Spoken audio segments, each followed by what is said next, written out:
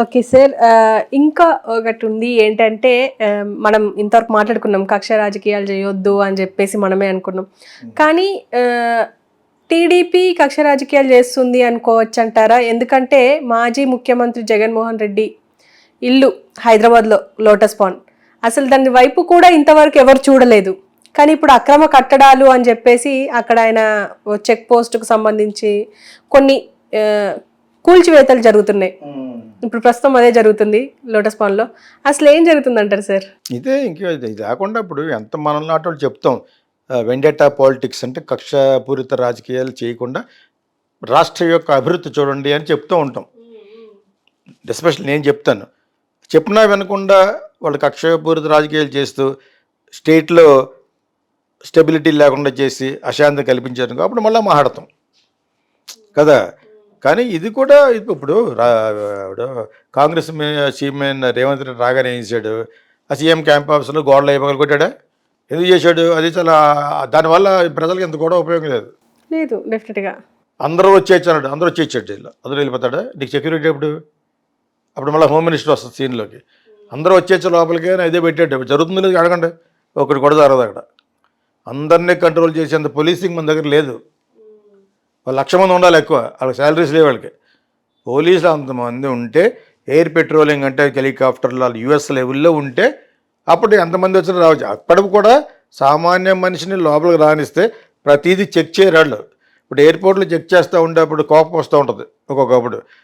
నిన్న కూడా మొన్న కూడా ఇక్కడ వరకు ఉన్న షూ అయితే వెళ్ళిపోవచ్చు అనమాట. ఇది కొంచెం పైకి ఉంటుంది కదా, మొత్తం ఇప్పేయాలి, ట్రైలో పెట్టాలి, ఇది పెట్టాలి, ఇది పెట్టాలి, ఇవి పెట్టాలి, లోపల ఉన్న వ్యాలెట్ పెట్టాలి, అవన్నీ మళ్ళీ ఆ పక్కకి వెళ్ళి వేసుకోవాలి. సిగ్గు లేకుండా అమ్మాయిలు ఎదుగుంటే వాళ్ళే పెట్టాలి. అదే ఆ పక్క వెళ్ళిన తర్వాత. సో ఆ విధంగా సెక్యూరిటీ చేసే అంత లెవెల్ మన దగ్గర లేదు. అది ఆల్ సిఆర్పి సెంట్రల్ పోలీసింగ్ వాళ్ళు, సివిల్ ఏవియేషన్కి వచ్చే వాళ్ళంతా చాలా స్ట్రిక్ట్గా ఉంటారు. మన దగ్గర ఉన్న వాళ్ళందరూ కూడా నార్త్ ఇండియన్సే, వాళ్ళకి అదలు ఇష్టం ఉండదు. అదే మరి ఆవిడ గవర్నమెంట్ కొట్టింది కంగనా రనౌత్ని. ఎందుకు కొట్టింది? అక్కడ ఎయిర్పోర్ట్లు చేసిన తప్పు గురించి కాదు, ఎప్పటి నుంచో వెయిట్ చేస్తుంది. పంజాబ్లో ఉన్న వీళ్ళ రైతులకి సరిగ్గా చేయలేని పార్టీలో నువ్వు ఉన్నావు కాబట్టి ఫాటర్ని కొట్టింది అన్నమాట. సెన్సేషన్ అయింది. సస్పెండ్ చేసినా కూడా ఆ పేరు మొత్తం దేశం అంతా మాట్లాడుకున్నారు. చెప్పాక చేస్తే మంచిగా చేయాలి, చెడు అని చేయాలి, సోషల్ మీడియాలో బాగుండాలంటేనే. ఒక్క దెబ్బతో ప్రపంచం అంతా మాట్లాడుకున్నారు. ఒక గ్లామరస్ అమ్మాయి కూడా మామూలుదేం కాదు, పెద్ద మహాముదురు. సో ఆ ముదురుని వెళ్ళి ఇంకో ముదురు కొట్టింది. అదేంది మీకు, అది మంచి సీన్. ఇంకా అది మన సెపరేట్ వీడియోలు చేయలేదు కానీ. సో ఆ విధంగా ఇక్కడ చెక్ చేసి లోపలికి వెళ్ళే అంత సిస్టమ్ ఉండాలంటే చాలా పోలీసులు మనకు కావాలి. అలా మొత్తం స్టేట్ అంతా చేయాలంటేనే. ఇంకా పెట్రోల్ ఎవరి కాళ్ళే కొనేసుకుంటున్నారు హెలికాప్టర్లు. ఆ వరకు డబ్బులు దొబ్బేస్తారు, గవర్నమెంట్కి పెట్టట్లేదు. It's high time.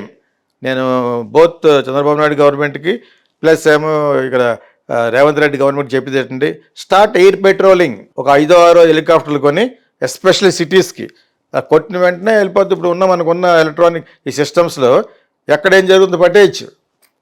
అది డెవలప్ చేయాలి. ఎప్పుడు చూసినా మీ పాకెట్లు మీ పార్టీకి ఎంత ఇస్తున్నారు, ఇటు పార్టీకి ఇవ్వాలి, రేవంత్ రెడ్డి ఇవ్వాలి. ఇప్పటిక్కడ ఇవ్వక్కర్లేదు, చంద్రబాబు నాయుడుకి వచ్చిన మెజారిటీకి ఇవ్వక్కర్లేదు. ఆయనే కావాలంటే విత్డ్రా చేసి ఇండియా కూడా వెళ్ళిపోవచ్చు. అక్కడ మొత్తం అన్ని సెటిల్ అయిపోయి మీద కేసులు లేకుండా జాగ్రత్తగా చూసుకుని ఈలోగా మోడీని కూడా పంపించేస్తే జోగి రావాలని హృదయపూర్వకంగా బీజేపీ బలపడాలంటే, మళ్ళా పూర్వవైభవం రావాలంటే, 400 సీట్ల కంటే ఎక్కువ రావాలంటే యోగి. మరి యూపీలో ఎందుకు ఓడిపోయిందంటే వీళ్ళకి చాలా ఆనందం కలిగే విషయం అది. వాళ్ళ స్టేట్లో చూసుకోకుండా అతను ఆ పక్క ఈ పక్క తీసుకెళ్ళారు. ఎలా తీసుకెళ్తాడు? అతను చూసుకోమనాలి అక్కడ. అతను ఎక్కడికి వెళ్ళామంటే అక్కడ వెళ్తాడు. ఫైనల్గా ఇంటికి వెళ్ళిపోయి కింద పడుకుంటాడు ఆయన. వాళ్ళ ఓన్ బంధువులు కూడా కిళ్ళి కొట్లు పెట్టుకుని ఉన్నారు. So not only Modi is great, he's greater than Modi. Plus ఏమో అతను రాగానే ఫస్ట్ ఏం చేయాలంటే నాలాంటి వాడు చేరి ఉన్న చీఫ్ మినిస్టర్లందరినీ ఫస్ట్ వాళ్ళ యొక్క ఆస్తుల్ని జప్తు చేయాలి, మినిస్టర్లు జప్తు చేయాలి, మొత్తం ముందు క్లీనప్ చేయాలి సిస్టమ్ని. వీళ్ళు అనుకున్న రాజ్యాంగం మార్చినా కూడా మార్చడం లేటి వీళ్ళ స్వార్థం ఉంది. అమిత్ షాను మోడీ స్వార్థం ఉంది, తప్పది. Are you trying to make it like Hitler autocracy is democratic country. అలాగే ఎలా చేస్తారు మీరు? ఎలక్షన్ లేకుండాను మీరెవరు చేయడానికి అన్నాను, మీరిద్దరి గురించేనా? ఇదన్నా చైనా మావోలాగా? It can never happen that. చెప్తూ ఆర్ఎస్ఎస్ ఇప్పుడు కంట్రోల్ తీసుకోవాలి, ఆర్ఎస్ఎస్ని ఓవర్టేక్ చేసేస్తున్నారు వీళ్ళు. ఆర్ఎస్ఎస్లో ఆయన భగవత్ అన్నారు, ఆయన అదే అన్నమాట. ఇది ప్రతిపక్షం ఈజ్ నాట్ విరోధ పక్షం అని. తర్వాత వచ్చి నమ్రత్వం మాట్లాడాలి, కానీ నువ్వు ఈగోతో మాట్లాడకూడదు, దేశాన్ని పరిపాలించి వాడు కొన్ని డెకోరం మెయింటైన్ చేయాలని చెప్పేసి మొత్తం ఇండైరెక్ట్గా మోడీని అమిత్ షాని ఏకి వదిలేసాడు ఈ మధ్యన. ప్లస్ ఏమో ఆర్ఎస్ఎస్ని పట్టించుకోవడం మానేస్తే it's not that easy.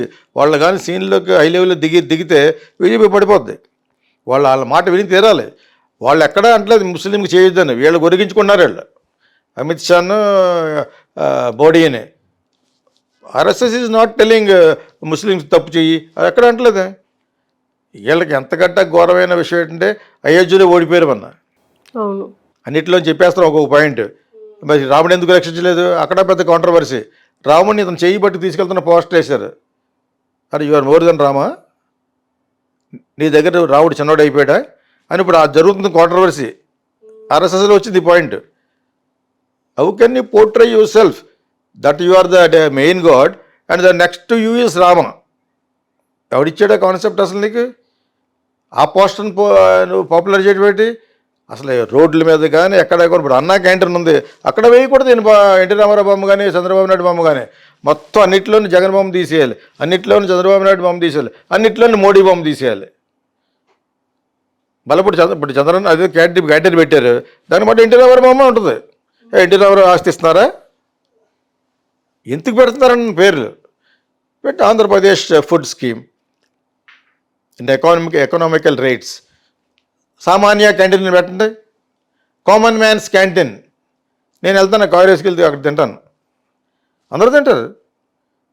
For an example information, I went to Bhuvarahaswamy temple in Karnataka, Kalhalli అని. అక్కడ డైనింగ్ హాల్ ఒకటి ఉంది. ఈ 3 సార్లు వెళ్ళి చూసుకోలేదు. ఒక అమ్మాయి పిలిచింది నాకు లాస్ట్ టైం. మా అమ్మాయి నేను తీసుకెళ్ళింది లోపలికి వెళ్ళి భోంచేయమంది. యాక్చువల్గా తనకు ఆకలేస్తుంది, అది ప్రసాదమా లేకపోతే భోజనమే, వెళ్ళి తినండి అంది. అవునా అన్నాను.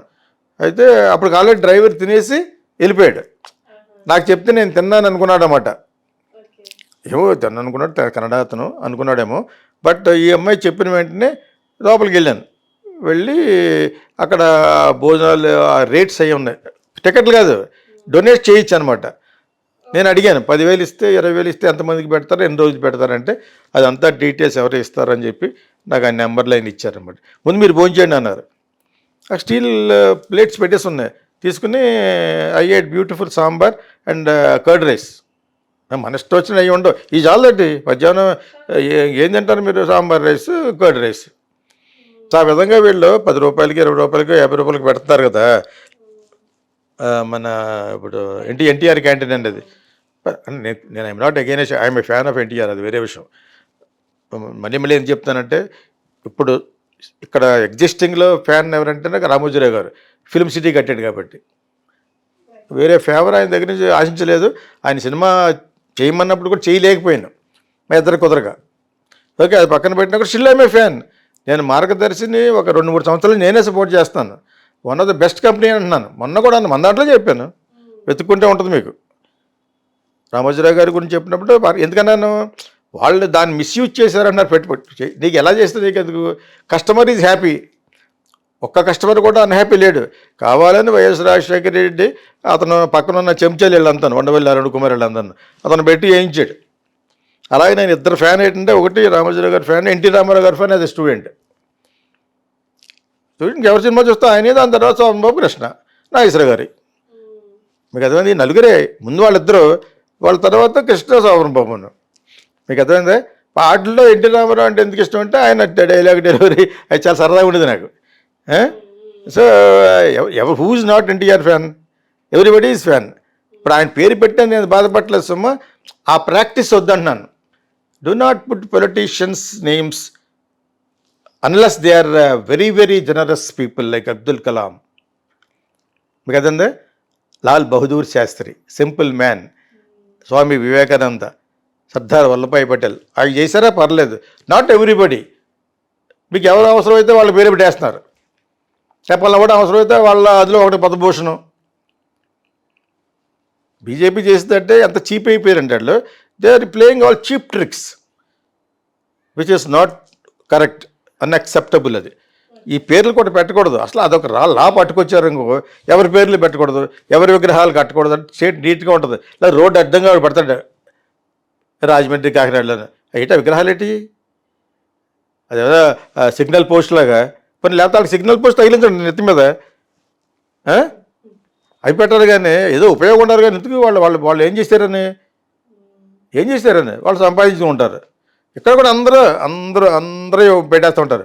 అటు బతుకుండగానే పెట్టేశాడు అక్కడ బెడ్రాస్లో మౌంట్ రోడ్లో ఎంజీఆర్ ఏదో బతుకుండగా కార్టూన్ సినిమాలు తీసింది రజనీకాంత్ కూతురు. నేను ఇచ్చాను ఫేస్బుక్లో, నన్ను అన్ఫ్రెండ్ చేసేసింది. ఆయన బతుకుండగా ఆయన మీద కార్టూన్ సినిమా పెట్టాను. చచ్చిపోయిన వాళ్ళ గురించి తీయాలి, ఈ జనరేషన్ తెలియాలి, సరదాగా ఉంటుంది. ఎన్టీ రామారావు, ఎంజీఆర్, శివాజీ గణేష్ వాళ్ళ గురించి తీయాలి. అర్థమైంది మీకు?